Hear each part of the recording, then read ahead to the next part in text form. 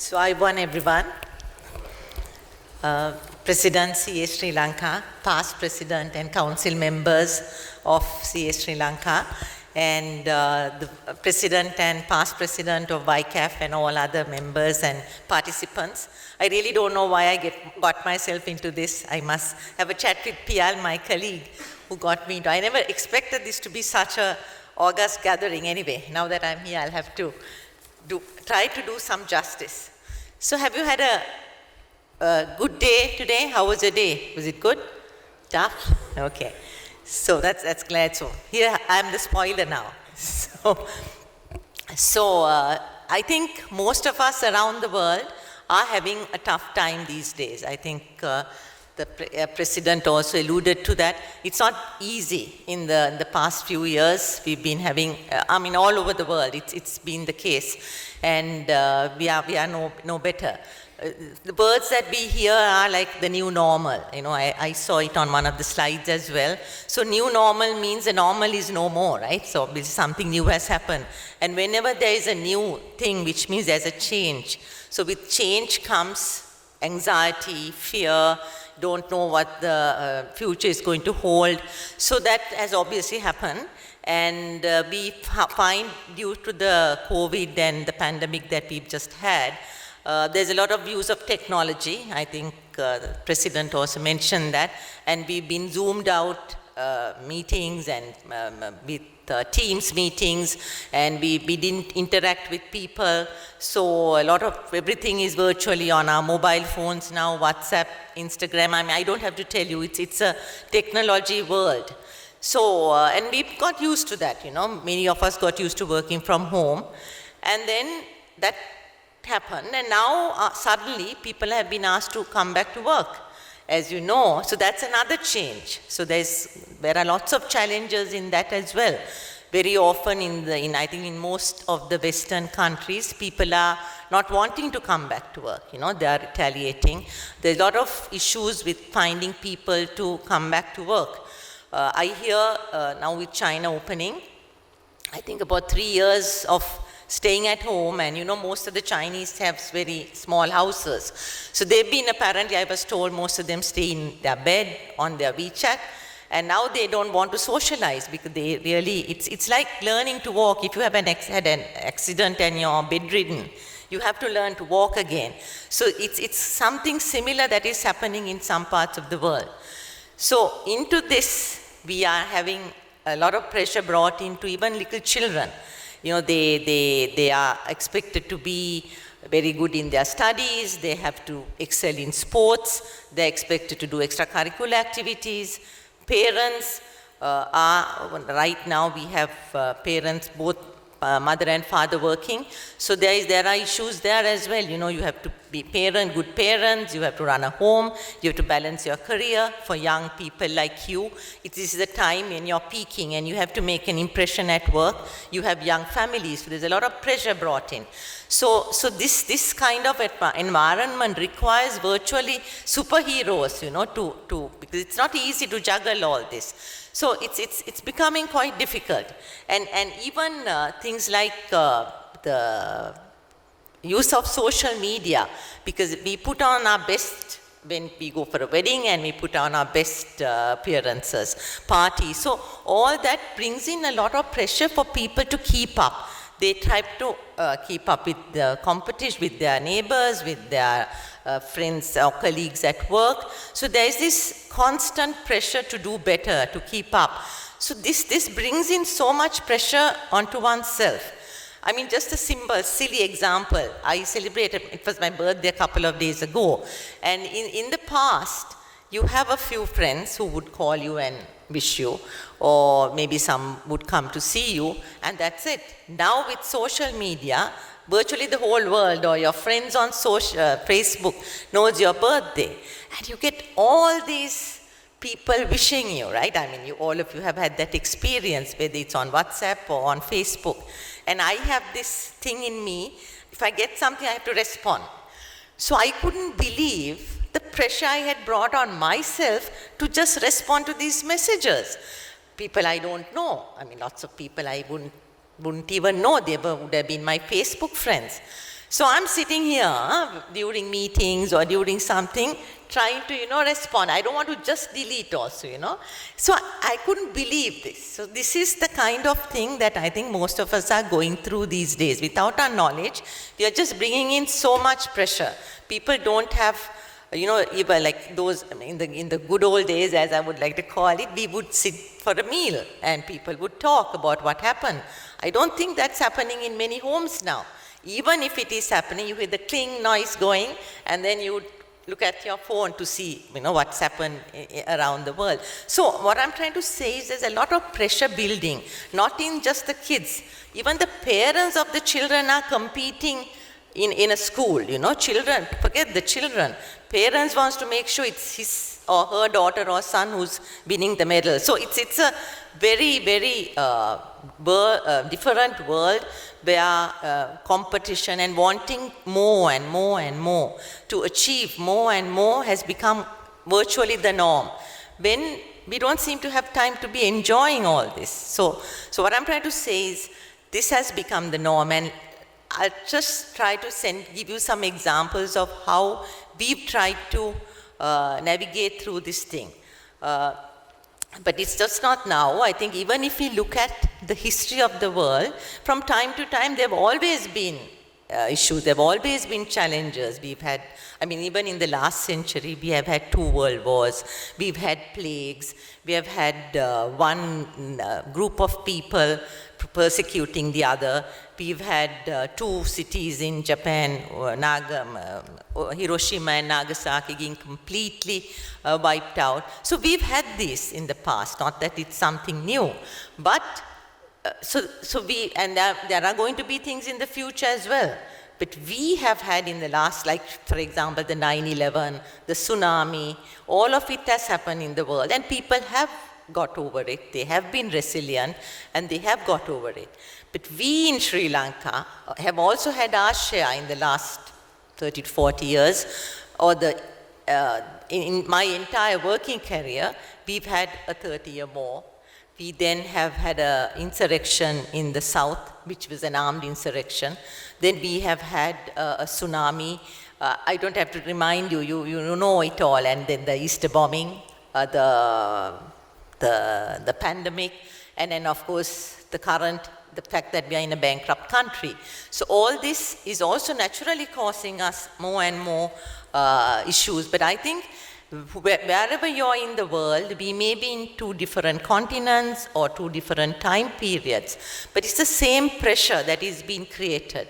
Whether you're a mother in Sri Lanka trying to protect your son from the LTT or the army, or Jewish family in Poland trying to protect the family from the Nazis, it's the same feeling, the same fear, the same emotion that you have. But it's just that maybe they look at it differently, they treat it differently. So we need to find out what is it that makes some people wilt under pressure and some people thrive. The same situation, maybe 2 different sets of people look at it differently. A good example right now is what's happening with the royal family. There were 2 young princes who lost their mother when they were both young and under very tragic circumstances. It was like a fishbowl. They were in a fishbowl. It was all played out. There were lots of scandals going around. But somehow one seemed to have navigated himself well. Maybe he had a lot of support. Maybe he was just naturally a person who could handle trauma. But the other one is just making a mess of himself. So it's just the same situation, and 2 people who were brought up in a similar environment with similar privileges and circumstances, just they have dealt with it differently. So what is it that does this is what I'm trying to kind of attempt to talk about. I think whenever there is a crisis, in my opinion, you have to first survive the crisis. And then you have to, of course, recover from it, and then hopefully thrive from that crisis. I'm just talking about general, about personal things, not on company things at the moment. So take a simple love affair. You're in love with this person, And then the whole world is, you think, the sun is shining, the roses are nicely in bloom, you're walking on air, and something unfortunate happens. Either he or she finds another person, or the affair breaks up. And that's it. And then you think your whole life is ended. You feel ashamed, you don't want to, you get angry, you have rejection. So even I don't call it a simple thing, but a personal thing like that can sometimes make a person take his or her own life. We have heard so many people committing suicide when this thing happens. Some do not want to have any more relationships, and they they are single for the rest of their lives. Whilst others get over it, they also find it tough, but they survive the ordeal. And then they, maybe with friends, help of friends, and then they recover from it. And then maybe they meet another person and have a very successful married life later on. So these are simple things also in life which makes us realize people do look at and deal with things differently. So what is it? I was just trying to figure out what it is, because I was given this topic and I was trying to think, what am I going to say? I feel that people are wired different, different people have, some people have a very different outlook to life. They're easygoing, their general attitude is different. Some people, maybe the faith they have, the religion they follow, maybe that helps them to sustain it. Whatever it is, some people do get through life much easier than the others. So you all may have obviously heard about this story about the glass half full. I think everybody knows it. It's a hackneyed thing. So I think that very amply explains the attitude of people. Somebody looks at something and says it's half full, and the other person says it's empty. So the optimists generally find life easier to navigate because they see always the positive side in life.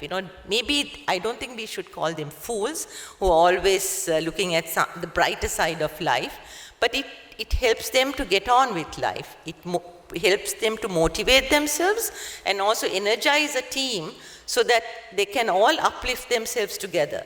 This even helps if such a person is running an organization, it helps them as well. So the personality obviously helps the organization too.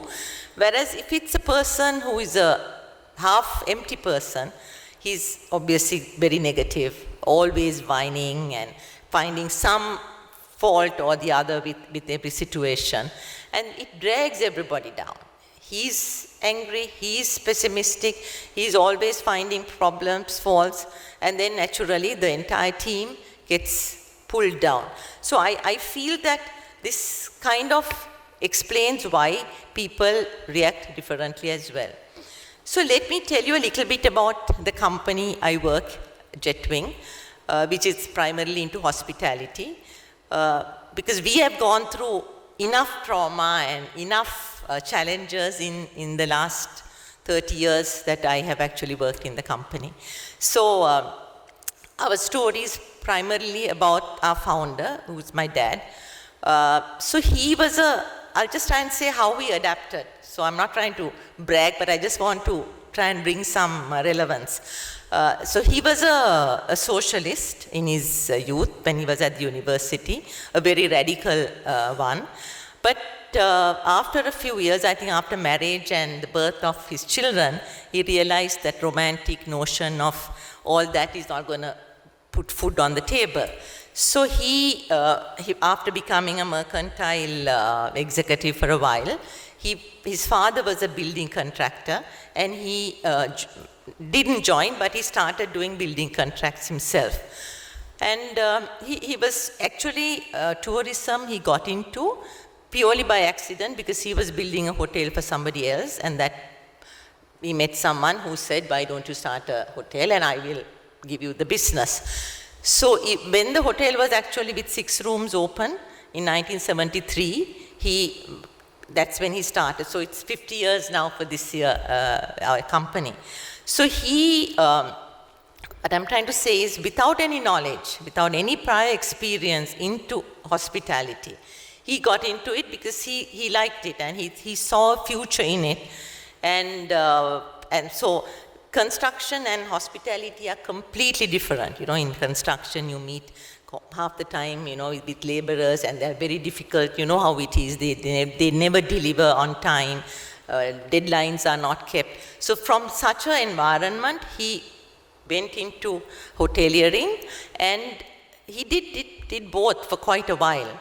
But gradually he realized that he enjoyed the hospitality, so he reduced his involvement with the construction business.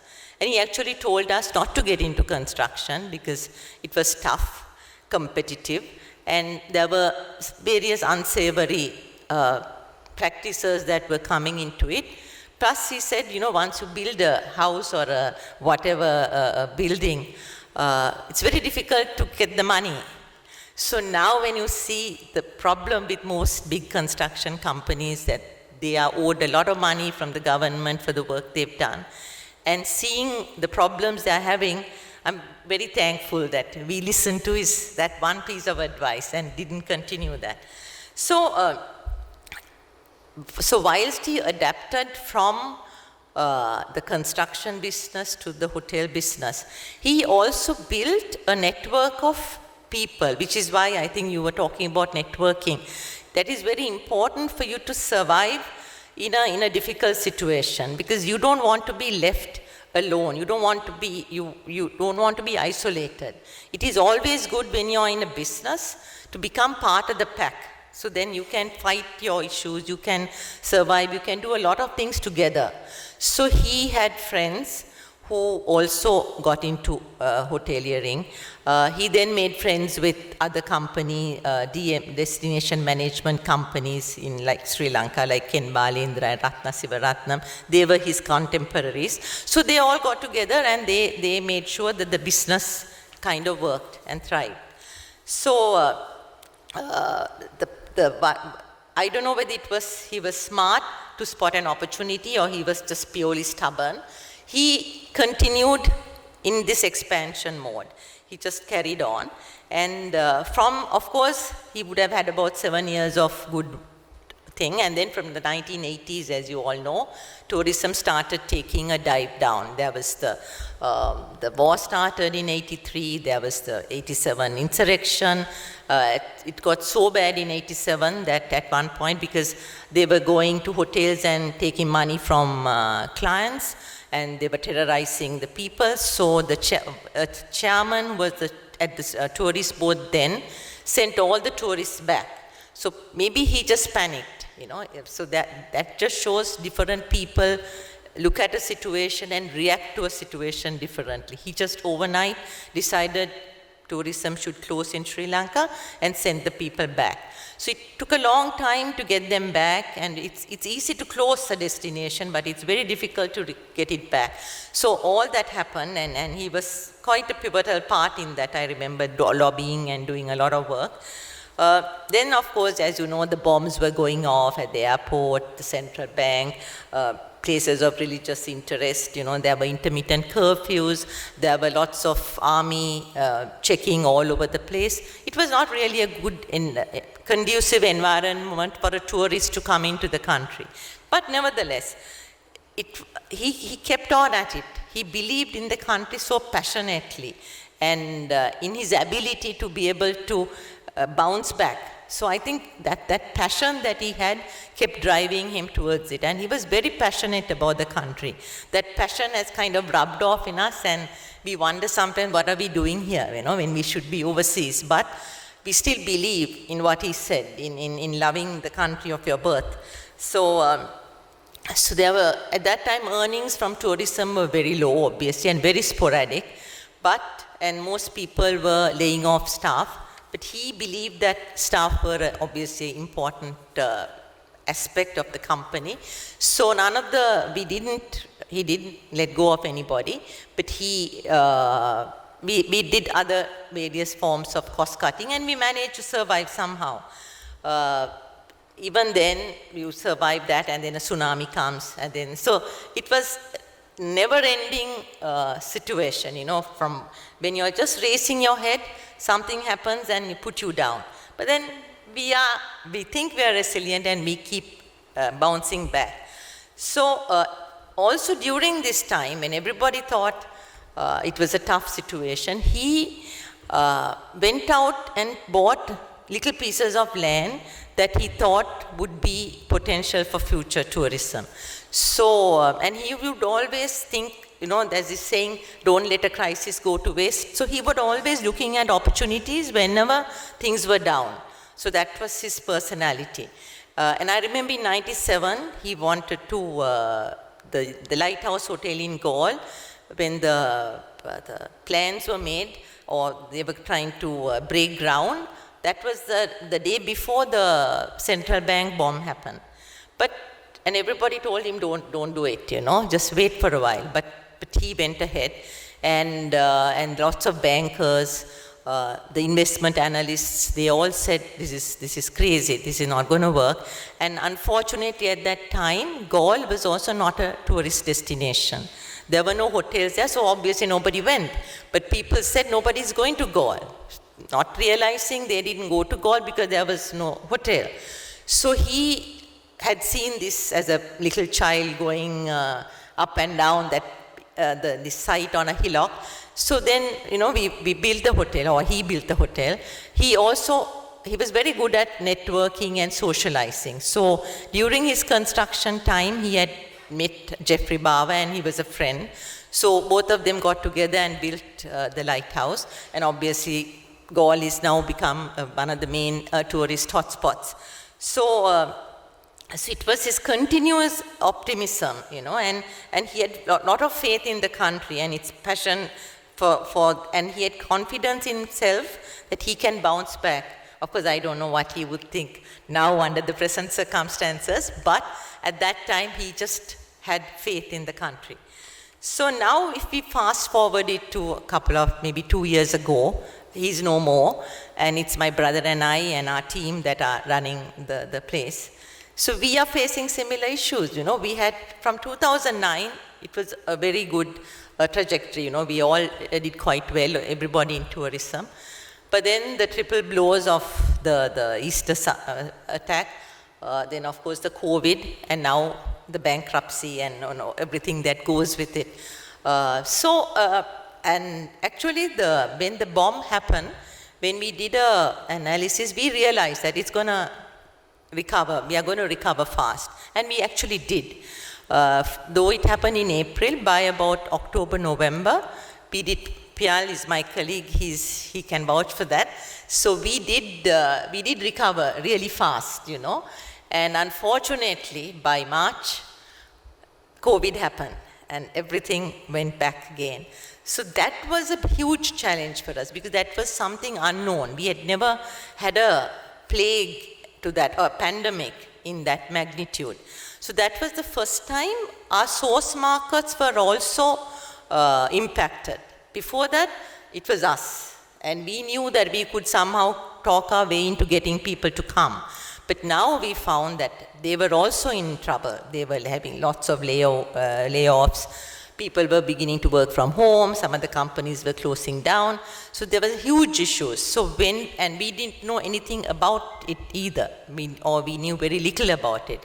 So when we did a little bit of research, talking to people, we realized that this was going to be a little longer to get over than the other one. So we had to do some cash flows, and we realized that it was going to be tough. So, and then we also realized that about 50% of our costs were staff costs.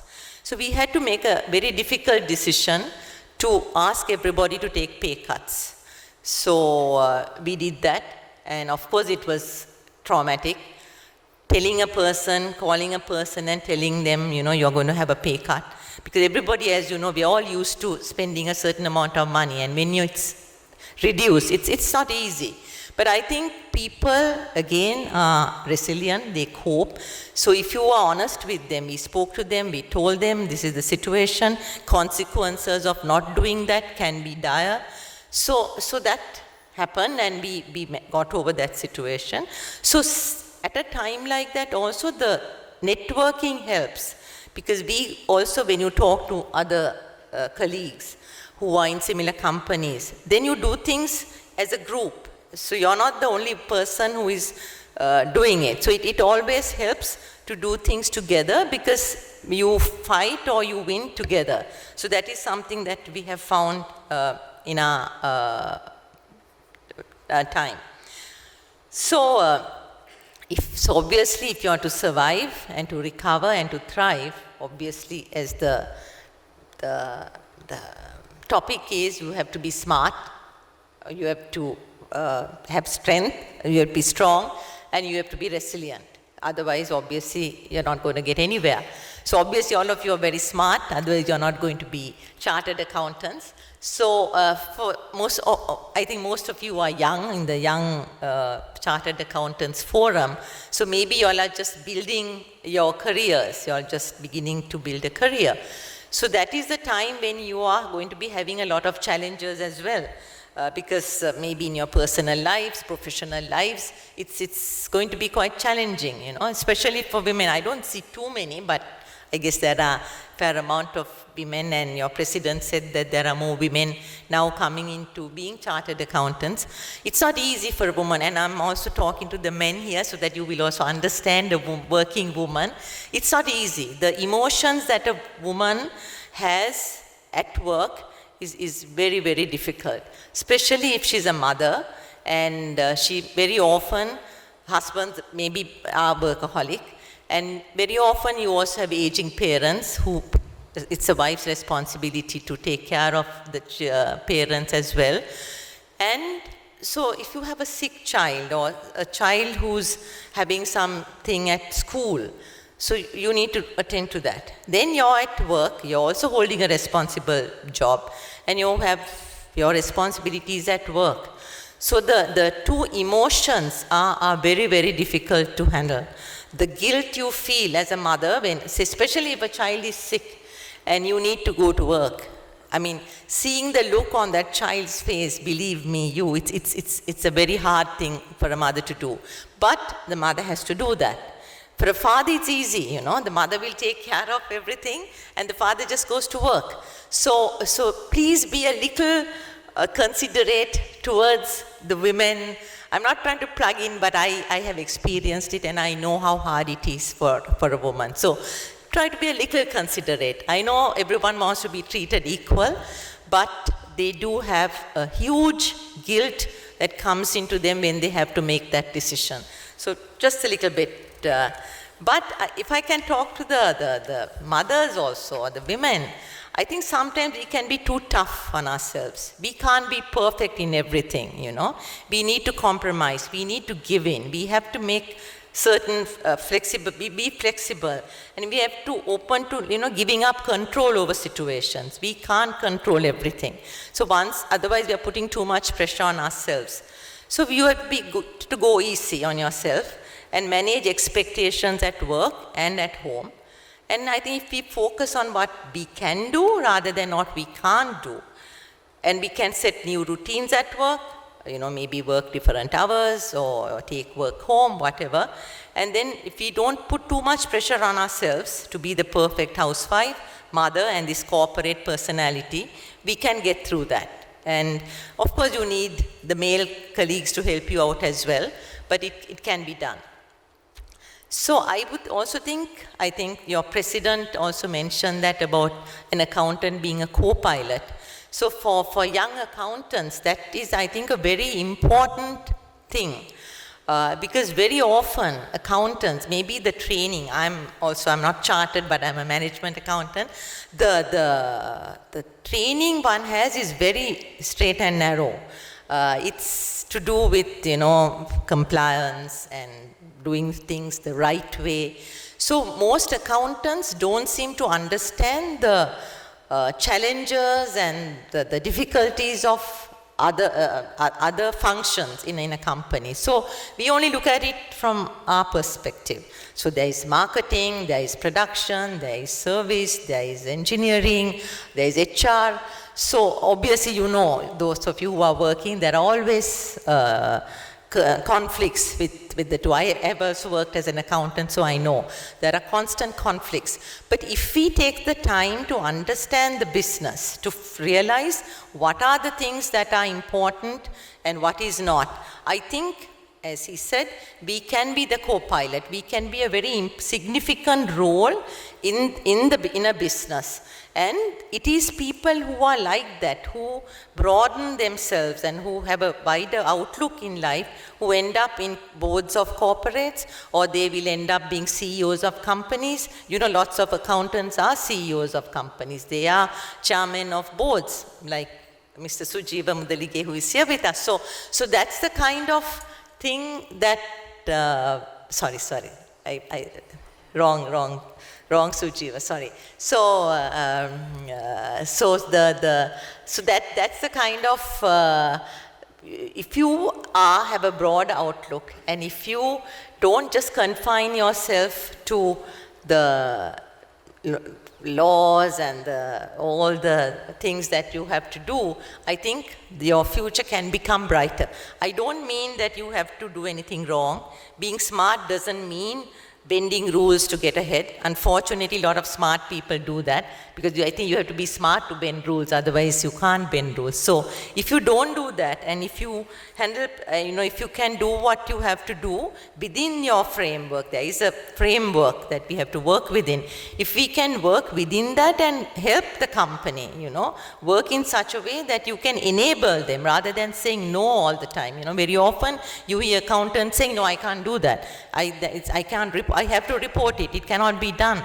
But we can find ways within the framework, within the legal system, for it to be done. So I think that's very important for you to do that, because that really is going to be the future, because otherwise maybe accountants might become redundant. So again, my feeling. So as we discussed earlier, resilience refers to how well you can cope with and bounce back from the challenges of life. As I said, at Jetwing, I briefly told you how we kept bouncing back. And we hope we can bounce back this time as well. This had been the hardest, but we are confident we can. Again, forget about that. So I think the resilience can mean the difference between handling pressure and also losing your cool. Resilient people generally tend to maintain a positive outlook and cope with stress more effectively, as you all know. It's easier for them. They're more easygoing. So if one is not resilient, they can build under pressure, as you know, and as we said before, the pressure of work, the guilt of feeling you having to leave your household at home. That's why a lot of girls give up after marriage, especially after they have a child, because it's difficult for them to cope with the two, and the pressures they get from husbands, mothers-in-law, and the mothers, and the society in general makes them build under and makes them give up work. It's very sad, because they have also been privileged to free education. They have spent time and effort in studying, but then they give up for whatever reason, and the country also loses 50% of their workforce from not being at work. So research has also shown that whilst most people are maybe born smarter, born stronger, and they're born to be resilient, these are also things that we can learn, we can acquire. It's not a big thing, it's not a rocket science, so you can easily acquire it. So if I were to summarize what I said, I think if you are to be smart, strong, and resilient, you need to believe in yourself. Don't let anyone put you down. Whatever task you have in hand, go for it.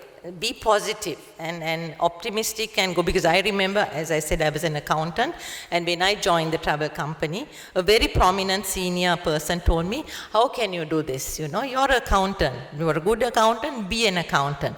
And I resolved that, I'm going to do it, and silly me, but I did it, and I'm quite happy that I made that choice, because I love what I'm doing and meeting people. But so it's a thing for you, not in a stupid way to say I'm going to do it, but you can you have to believe in yourself. Don't let anybody, as I said, put you down. It's really sad if you allow that to happen. Then, as I said before, developing a social network is very important. I think events like this YCAF is also trying to do that, which is very, very important, because you need to bounce off ideas, you need to discuss things, and you will find that you are not alone. Very often you will find that you are not alone in a situation. So you can jointly get out of situations as well. And it's a smart thing to do and will give you a lot of strength and resilience. Another thing that is important to survive and to be resilient is to embrace change. We shouldn't be rigid. We shouldn't say, no, this is what we are doing and this is how we have to do it. And then you're obviously, like what happened with Kodak, you're going to be non-existent after a while. So without being rigid, we have to learn to do on, different things. I've heard people say, I don't want to do anything online. It's a silly thing to say, right? I mean, they want to still go to the bank and do it. So just learn, adapt the change. That's the way the world is changing. So we need to change. I have a colleague who still writes checks, physically writing checks. And here I am sitting and signing, and I said, don't do it. But some people just don't want to change. So you have to embrace change. And otherwise you're going to be, again, redundant very soon. Again, being optimistic and in-depth knowledge about a situation, and to be the optimistic doesn't mean foolishly saying it's going to work and go. That is not optimism in my opinion. But the general outlook, and always look at the positive thing and try to make it work. So that is important. Then also developing problem-solving skills. Very often we are afraid of problems. We just hope it will disappear. We just let it be. We don't, we just think, let it be, it'll be fine. We are wishing it will go away, but it doesn't. It will only get worse and worse. So it is always good to solve it as it happens and put it away. Because otherwise that's going to cause a lot of stress and trauma and will not help you in your bouncing back situation. Another thing that is important is also taking action. We must learn to take decisions without procrastinating. Very often we say, I'll decide tomorrow, I'll think about it tomorrow, I'll get back tomorrow. And that tomorrow never comes until it's too late. So we need to learn to take action. Action, of course, by weighing pros and cons. He again spoke of data analytics. There are lots of tools that are at our disposal now, which will help us. So we need to use all of that and take action. Then if you are smart, you have to commit to build skills over time. You can't just say, I'm a chartered accountant now and I'm fine. It's not going to work. There are so many skills that you will learn to build. If you are not a good listener, you have to build listening skills. Maybe you're not a good negotiator, so you have to. So there are so many other skills that you need to develop to get about in this world, technology, as he mentioned. So just being an accountant, as was before, is not going to be enough. We need to really develop all the different skill sets that are necessary if we are to survive in this world. Another important thing to me, I think, in this situation to be able to get out is empathy and your emotional intelligence. So EQ is very important. So with that we can empathize with people, we can understand the problem in a different way. So therefore we give them a lot of leeway. We are not always looking at it negatively. We can look at the other side of the question as well. So that helps. And then again, as I said before, don't try to control every situation. There are times when you have to let go. You can't be always wanting to be on top of everything. Because if you don't learn to let go, life becomes very difficult, whether it's personally letting go of a child, or when you retire, letting go of a company, letting go of. So there are lots of things that will help you to carry on in your life if you just let go. Then there is also the other thing that people talk of is greed. Being greedy and envious also makes it very difficult for us. More than the greed, I think envy. We are envious of our friends maybe, our family, our friend, relations, whenever they do well, instead of being happy for them, we envy them. And that envy, in Sinhala they call it kuhakakama, you know. So that envy brings a lot of people down. We are all the time wanting to bring somebody else down. And our focus is on that and not on trying to get over our situation and try and win this difficult thing called life. So that's, I think, much I want to tell you. And on a personal note, I just want to say I have gone through many challenges and many dramas in my life.